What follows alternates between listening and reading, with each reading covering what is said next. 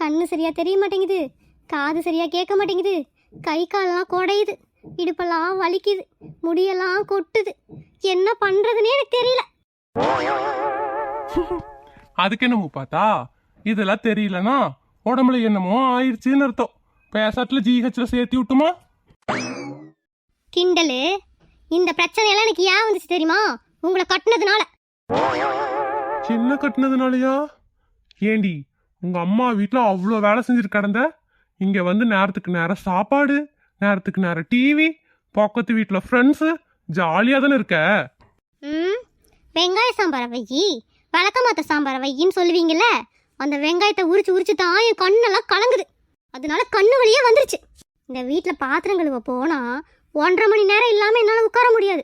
1.5 மணி நேரம் ஒரே இடத்துல நின்று கை கால்லாம் வலிக்குது.